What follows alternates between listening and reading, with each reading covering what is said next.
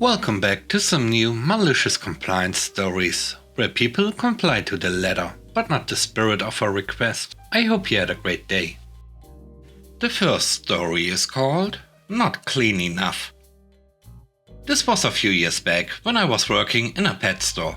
The pet store has 4 roller shutters, 2 at the back and 2 at the front. So one day my manager told me to use a cloth and clean the roller shutters, front and back, before we opened the store for business.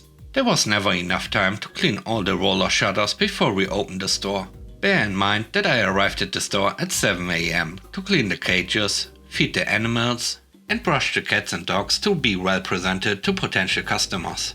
And also clean the glass partitions, mop and sweep the floor, restock and manage the cash register. The store opens at 8:30 AM and I barely made it in time every day. We only have 3 staff at that time. So as I quickly finished all my morning tasks, I used a damp cloth to wipe the roller shutters in back and forth sweeps like lightning fast just to make it in time for the opening. This manager had the audacity to scold and point at the roller shutters for not cleaning it before opening. This is where I cue the malicious compliance. You want me to clean the roller shutters? Okay, fine. I pulled the back roller shutters down and proceeded to the cleaning, inch by inch until it was squeaky clean. In between the cleaning I had to wash the cloth several times to make sure that the water was clear. While I was cleaning, the store was filled with customers. I was nowhere to be found because I was at the back cleaning the roller shutters and blocked from everyone's sight. The line to the cash register was the longest I have ever seen. It took me a good 2 hours just to clean the backside. And I was not done. I proceed to clean the front roller shutters as well, pulling them down to clean, blocking the entrance and preventing customers from entering and exiting the store. The customers inside the store had to exit from the back, and potential customers thought that the store was closed for the day. I took my sweet time, about 2 hours too, to clean the front side inch by inch. By the time I reopened the roller shutters, the money made on that day was down by half. The manager was speechless and kept silent the whole time. She kept on looking at me with piercing eyes because the line was getting longer and they don't have enough staff to cover the store. After that day, we didn't talk to each other for weeks and I get to keep doing my morning routine peacefully. The next story is called Expensive Tip. Nearly 15 years ago, I went to work for a company. The intent was for me to complete a project in quality and then move over into program management. But someone quit and I was asked to fill in as a customer quality engineer. This meant that every month I traveled to customer sites, did the first pass analysis of our defective products and got yelled at. A lot. It was bad. Also worth mentioning is that our branch of the company was too small to use corporate travel. So for every trip I was scouring discount travel sites to find the cheapest option. I was ridiculously rigorous in seeking the best prices. If the worst car was $32 per day and the not so bad car was $34 per day, I picked the $32 per day car to save the company $2 per day. One fine trip, several months in, was spectacularly awful. Not only did I have a truly terrible car, but the hotel was also all new depths of yuck.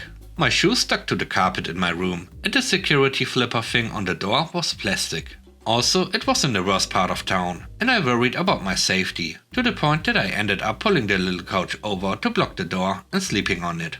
Adding to my misery, I was sick. Normally, I'd have cancelled the trip, but the customer was in an uproar about our continued repeating defects and required someone to be there.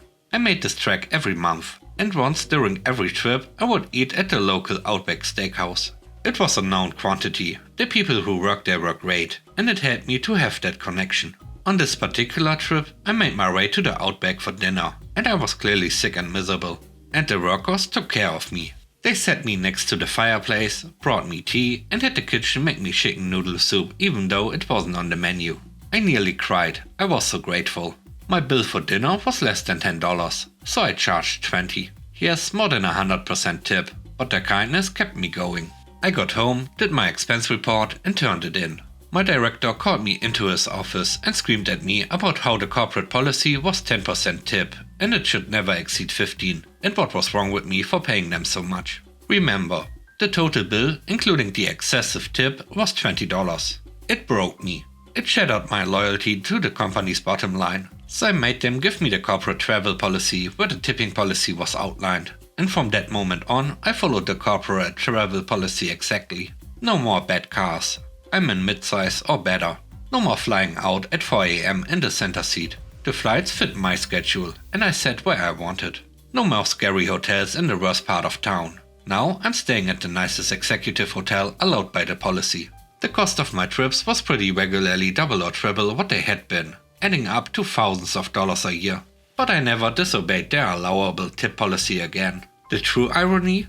Their corporate tip policy actually had verbiage that said exceptional service could be recognized with an additional gratuity, but basically don't make a habit of it. Also, the allowable per diem was $50 per day, and a receipt was only required if over that amount. So the tip that started the whole thing was within per diem, allowable for exceptional service, and the receipt for it had not been necessary. The last story is called Neighbor Complaint. I live in a unit complex in Australia. There are 8 units, of which I am an owner-occupier.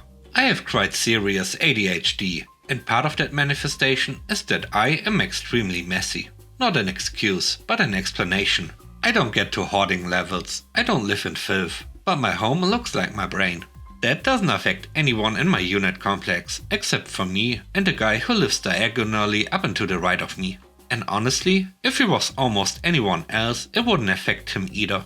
He's got a reputation amongst the other owners for being an absolute jerk and will complain about anything to everyone except for the person who is causing his problem. And if he can find a problem with you, he will. He found my messy balcony to be his problem. Rather than doing what any normal person would do, like looking away, writing a nice note, or speaking to me, he decided to sit on his complaint for at least a year. He brought it up at the AGM to get the body corporate to force me to clean it, citing it was bringing the price of the property down.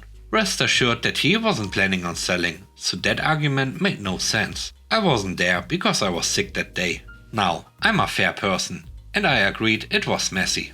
I got my boyfriend to clean it up, and 10 minutes later it was looking pretty good.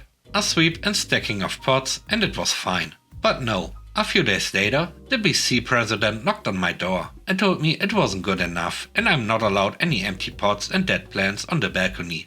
I said no, I'm not cleaning it. It looks fine and no other owners agree with him. I started looking for a local pottery artist. I asked her to make me something, but it fell through, unfortunately. The following year, at the next AGM, with my balcony pretty much untouched, with the exception of a few more dead plants and 2 bags of potting mix, this guy came to the AGM with photos of my balcony. He started saying it was a fire hazard because there was a box 3 inches from the air conditioning unit and a paper bag next to it and fertilizer in the sun. I pointed out that the bag was potting mix, but he said, and I quote, "Of course you'd say that." Yeah, of course I'd say that. Because it's the truth. His logic was, it is Osmocote branded and they produce fertilizer, and only fertilizer, and nothing else. Absolutely nobody believed him, because we've all been to Bunnings before. After us yelling at each other for a good 10 minutes, he demanded that the body corporate bring in a chemical engineer to come to my place to assess it for fire hazards. Unanimous no. So again, I didn't clean my balcony, and I contacted the pottery artist I befriended last year. A few weeks ago, I finally got my mushroom-shaped pot, and I just had enough time today to put plants in it. Of course, while I was doing that, I did a cleanup, threw a few things out and set up my storage box. Unfortunately, the box is taking up a lot of room and has made my balcony appear a lot messier than before. So now, this guy has to look at a worse looking balcony with a mushroom-shaped pot angled wide at his unit, but no empty pots and dead plants, so he should be fine, right? Thanks for watching the video to the end. I hope you enjoyed it. Please don't forget to leave a like, comment and subscribe. And if you have time, watch another one of my videos. And now, I hope you have a great day. See you soon. Bye bye.